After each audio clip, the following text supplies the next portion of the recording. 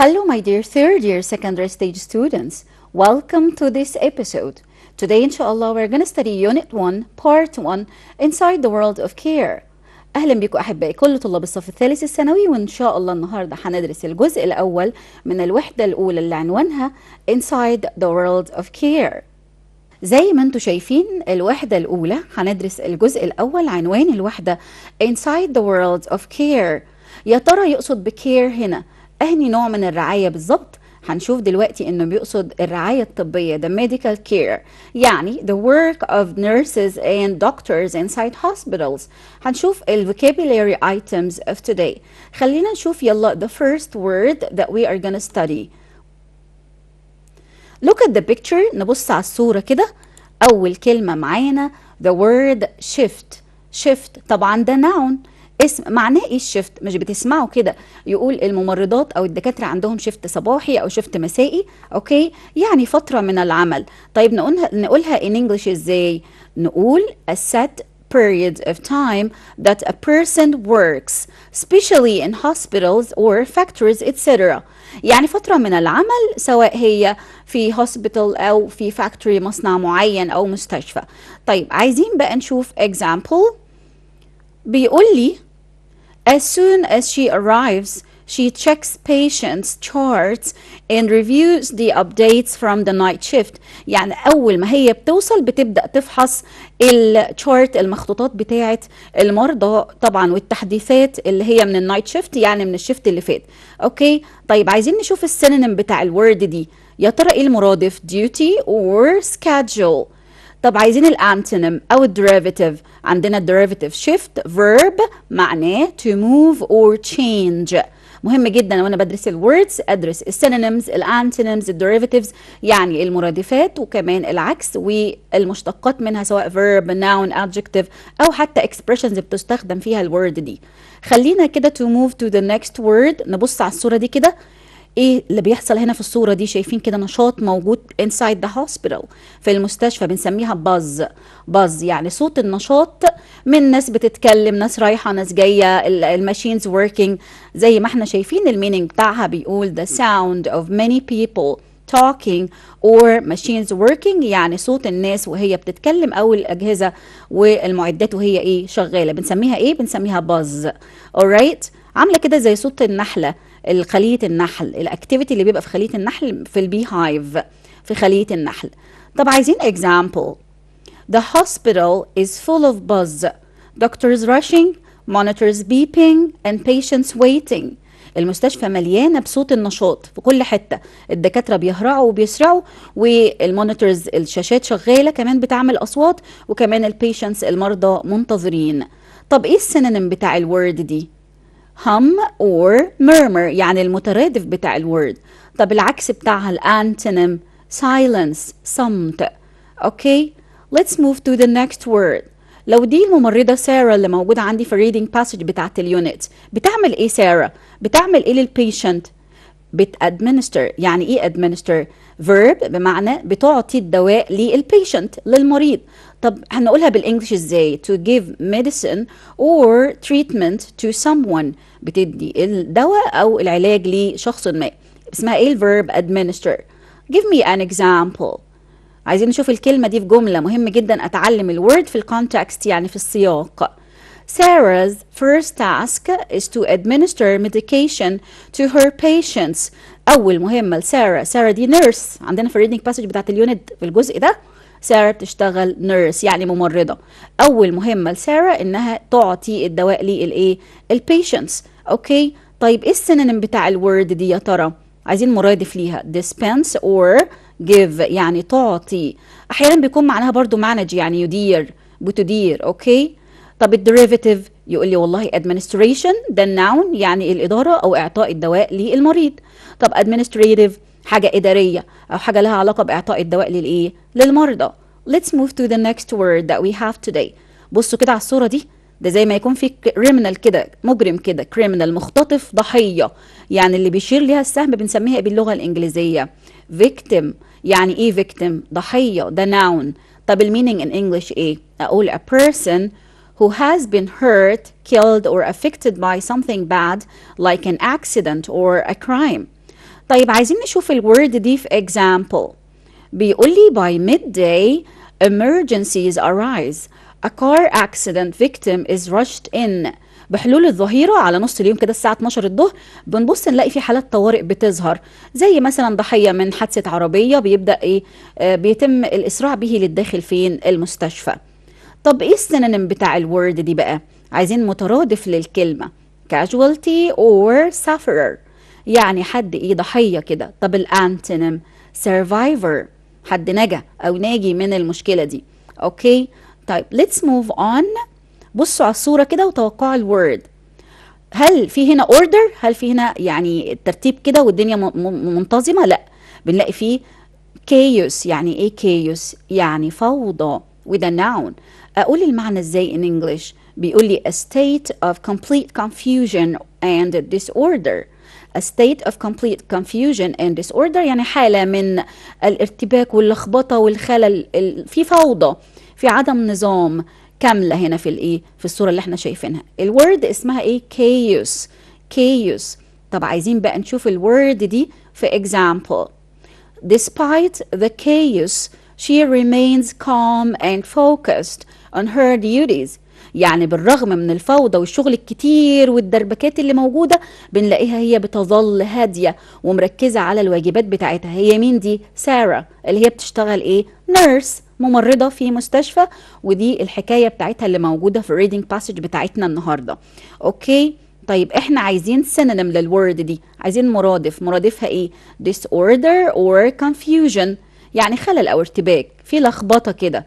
طب الانتونيم ايه؟ order or harmony، يعني نظام او تناسق او اتساق في العمل. اوكي او عامة في الحياة. let's move on. نبص على الصورة دي كده. الليدي دي شكل الفيشل اكسبريشنز او تعبيرات الوجه بتدل على ان هي حاسة بايه. بصوا عليها كده زي ما تكون حزينة جدا، شعرة بكسرة قلب، في حاجة محزنة جدا. نقول عليها ايه المشهد ده؟ heart breaking. heart breaking يعني محزن جدا. اوكي يعني ايه الكلام ده برضو in English؟ يعني very sad or upsetting، حاجة محزنة جدا بتكسر القلب. طب عايزين نشوف الورد دي في example. Watching someone lose their life is truly heartbreaking. مشاهدة شخص يفقد حياته بتكون محزنة جدا وكاسرة للقلب. شايفين الورد متوظفة ازاي في example؟ طب عايزين synonym للورد دي. اقول tragic او painful، مأساوي او مؤلم جدا، يعني حاجة محزنة. طب العكس بتاعها ايه او الانتونيم بتاعها ايه؟ uplifting or comforting. عكس حاجة محزنة انها حاجة مريحة مسعدة، اوكي باعثة على السعادة او الراحة، ده العكس بتاعها. طب في derivative موجود؟ اما اقول heart break يعني الحزن نفسه او كسرة القلب، ودي noun موجودة عندي. اوكي طيب let's move on to the next word. بصوا على الصورة دي كده. الناس بتشتغل في الخلفية بجد وباجتهاد وبتعب، بس في الآخر بيلاقوا فيه ثمرة لمجهودهم، فدي حاجة بتكون ايه؟ rewarding، يعني مجزية. دي صفة بمعنى حاجة مجزية أو مرضية. rewarding معناها ايه in English؟ giving a feeling of satisfaction or pleasure because you helped someone or achieved something good. يعني حاجة بتدي إحساس بالرضا أو السعادة لأنك ساعدت شخص أو حققت حاجة كويسة. إحساس النجاح، إحساس مجزي إن أنا عملت حاجة كويسة لحد أو عملت حاجة كويسة عامة. اسمها إيه؟ rewarding. طب عايزين example. بيقول لي helping patients recover is one of the most rewarding parts of her job. يعني مساعدة المرضى ان هم يشفوا ويتعافوا هي احد الاجزاء اللي هي بتكون مرضية او مجزية في وظيفتها. يعني وظيفتها very tiring، مرهقة جدا، بس حتة ان تشوف المرضى بيتعافوا قدامها دي حاجة بتكون rewarding، مرضية، باعثة على السعادة، الاحساس بالايه؟ بالانجاز والنجاح. اوكي طب عايزين synonym بقى. هنقول fulfilling or satisfying، يعني برضو مرضية ومجزية. طب عايزين antonym. disappointing يعني مخيبة للآمال. طب هل في derivative؟ اما اقول reward بنفس النطق كده هوت في الحالتين ممكن تبقى يكافئ، كفعل، وممكن تبقى كنون بمعنى مكافأة أو جائزة reward. نخلي بالنا من النطق كمان. اوكي let's move on to the next word. شايفين الصورة دي قبل حتى ما نقول الورد؟ إيه هتقولي لي دي مرجيحة أرجوحة. هقول لكم اللي هي الساقية. طب اسمها ايه؟ هتقولي لي اسمها رولر كوستر، يعني الساقية، مرجحة الساقية، وده ناون. طب ايه علاقتها بالنص بتاعي ان هو حاجة طبية؟ قال لي والله عايز يقول ان حياة الممرضات الناس اللي بيشتغلوا ممرضين في المستشفى سواء دكاترة او غيره بتكون عاملة زي الرولر كوستر. يعني ايه؟ يعني فيها تجربة عاطفية، فيها حاجتين ups and downs، يعني challenges تحديات بتكون صعبة ومحزنة احيانا، وكمان احساس بالنجاح بيكون rewarding لما المرضى بيتعافوا. يبقى هي رولر كوستر ليه؟ لان احيانا بتخليني فوق خالص، احيانا بتخليني تحت خالص، كانها ايه؟ ارجوحه. طب معناها in English ايه؟ a situation or experience with many ups and downs often emotional. موقف او خبره حياتيه او تجربه بتكون فيها ups and downs، وغالبا ما بتكون حاجه عاطفيه، بنسميها رولر كوستر، يعني الساقيه بس في التجارب الحياتيه. example: Nursing is an emotional roller coaster with challenges and triumphs every day. يعني مهنة التمريض دي بتكون حاجة زي الساقية العاطفية كده، فيها challenges يعني تحديات، وفيها انتصارات كل يوم، فيها حاجتين متضادين يعني في المشاعر. اوكي، طب هل الورد دي لها سينونيم معين؟ ups and downs. ايه كمان؟ turbulence، دي المرادفات. طب العكس بتاعها stability. stability يعني ايه؟ يعني استقرار، يعني حاجة مستقرة على وتيرة واحدة، مش كل شوية احساس معين صعب، احساس تاني مرضي. لا، stability استقرار، هو عكس كلمة roller coaster. اوكي let's move on. عندنا في المنهج بنلاقي بيركز جدا، عامل لي كده المرة دي، طبعا ده منهج جديد، هو عامل لي ركن كده للإيديوم، للتعبير الاصطلاحي.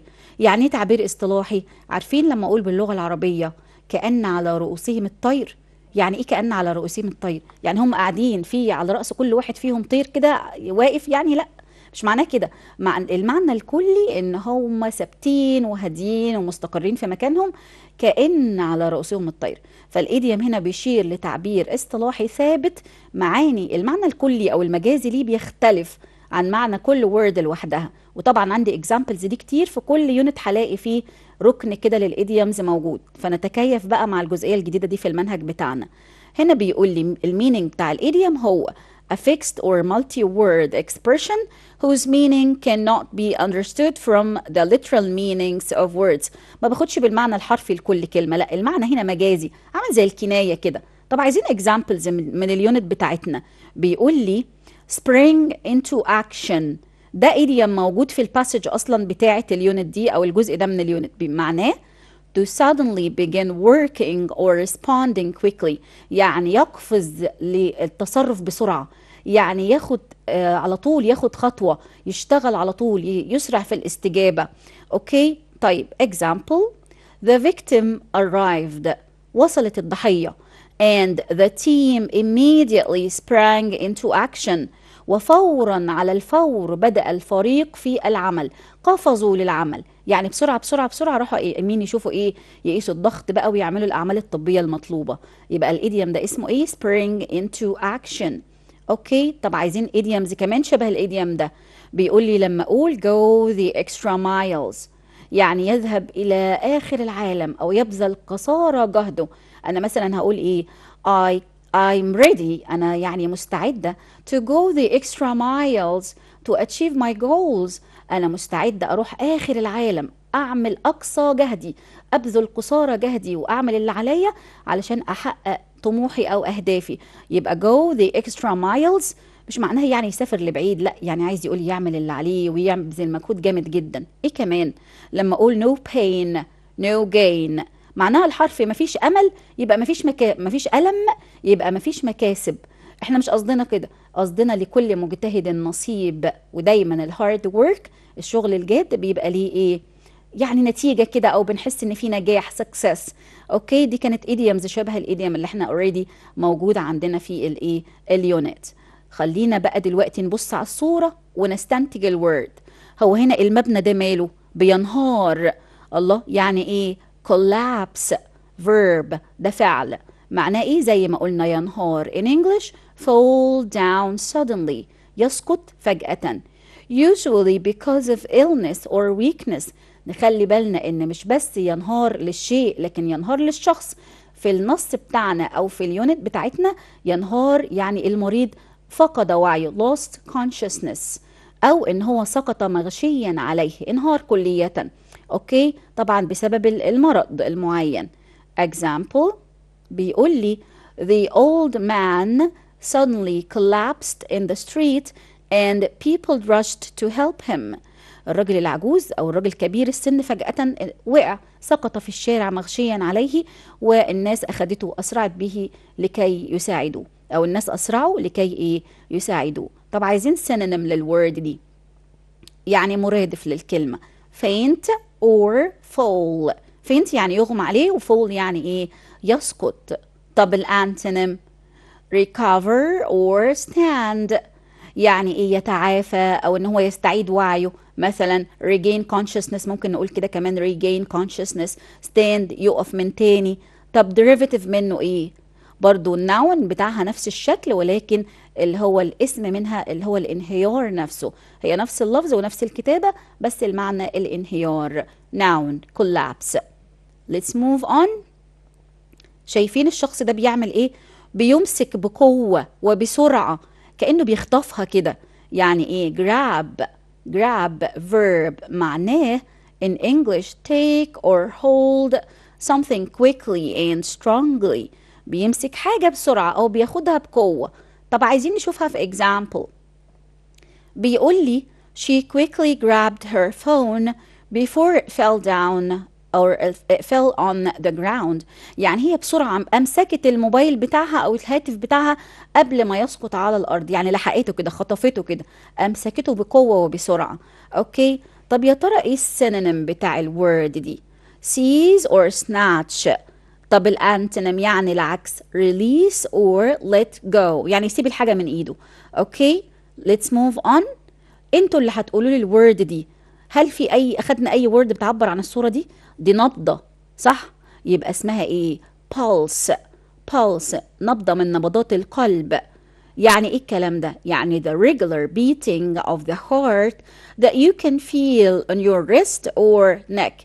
يعني الضربات المنتظمة للقلب اللي انتوا بتقدروا تشعروا بيها في المعصم بتاعنا في الايد بتاعتنا او الرقبة. نبضات القلب يعني. طب محتاجين نشوف الورد دي. في example بيقول لي the nurse checked the patient's pulse to make sure his heart was still beating. يعني الممرضة فحصت نبضات قلب المريض لكي تتأكد ان هو ما زال على قيد الحياة. طب ايه السينونيم بتاع الورد دي بقى؟ heart beat or simply beat يعني ضربات القلب ضربة من القلب. اوكي طب الديريفيتيف منها ايه؟ يقول لي pulsate the verb. ممكن اقول our hearts pulsate قلوبنا بتنبض. يبقى الفيرب pulsate ده مشتق من مشتقات الكلمة ومعناه ينبض. اوكي let's move on. بصوا على الصورة دي كده ايه ده؟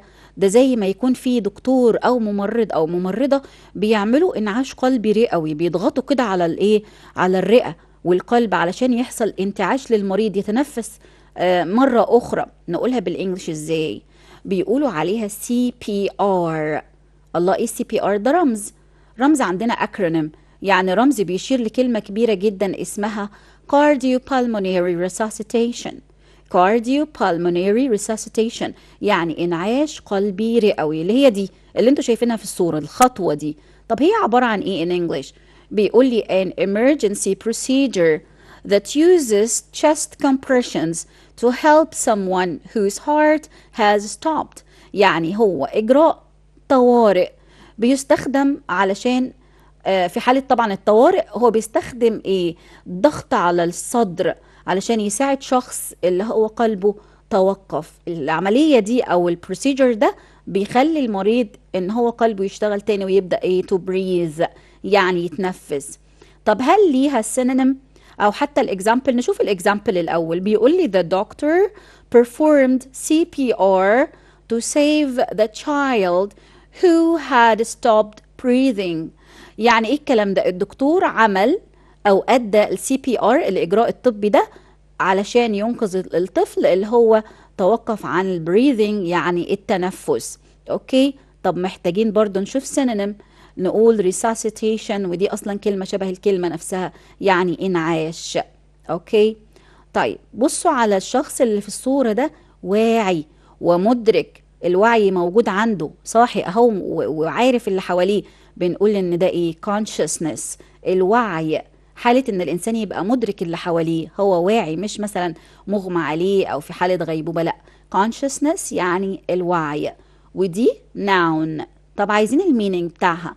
The state of being awake and aware of what is happening around you. حالة انك تكون مستيقظ وواعي باللي بيحصل حواليك. اوكي، طب محتاجين نشوف الورد دي.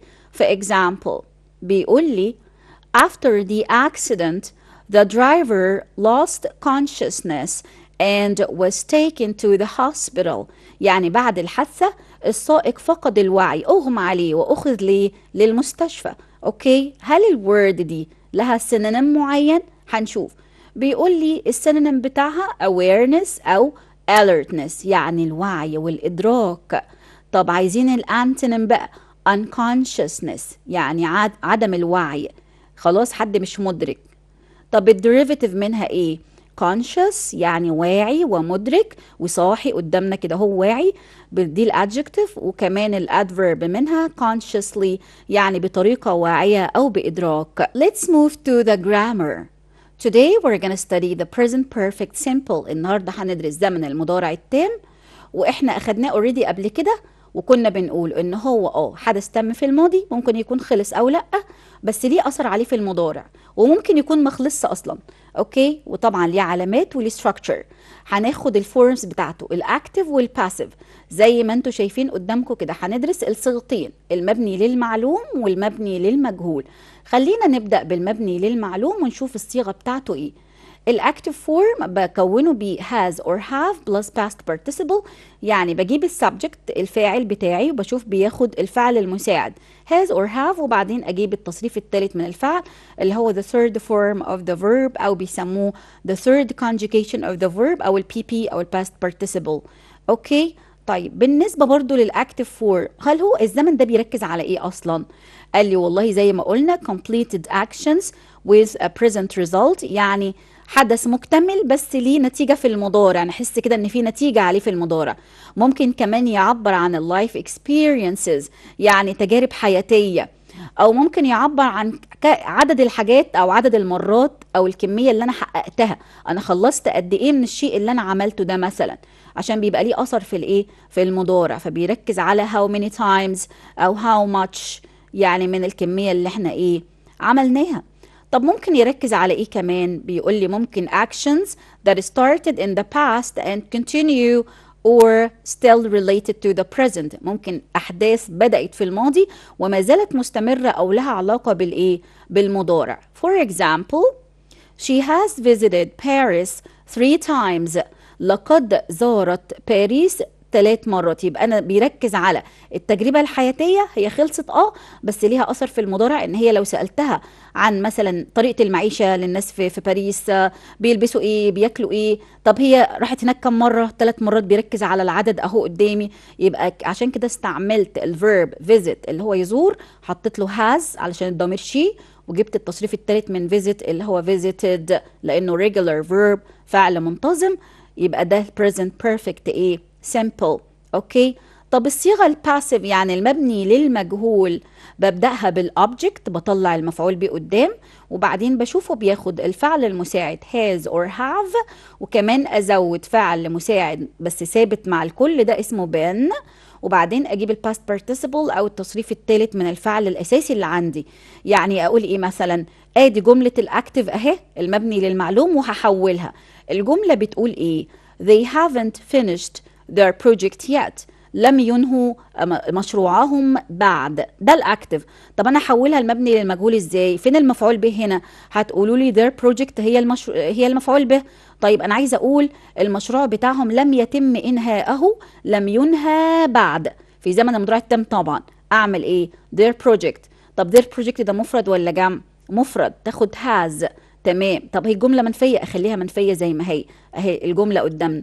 بيقول لي their project hasn't been، حطينا been بعد hasn't، وبعدين جبنا التصريف الثالث من الفعل finished موجود اوريدي عندي لانه جزء من الصيغة الاساسية finished، وبعدين جبت يت علامة من علامات الزمن. ونخلي بالنا ان احنا في البريزنت سمبل، في البريزنت بيرفكت سمبل يعني المضارع التام البسيط اللي قدامنا ده علاماته كتير جدا. ممكن الاقي يت اللي قدامنا دي، ممكن الاقي already، ممكن الاقي for، ممكن الاقي since، ممكن الاقي lately، recently، just، ever، never. درسنا الكلام ده كتير جدا جدا بتفاصيله واستخداماته، كل علامة بتستخدم في حالة معينة وشكل معين. okay well actually this is the end of our episode today. I hope that you got the best out of it. Thank you for joining me. Till I see you again, it's not goodbye. Take care.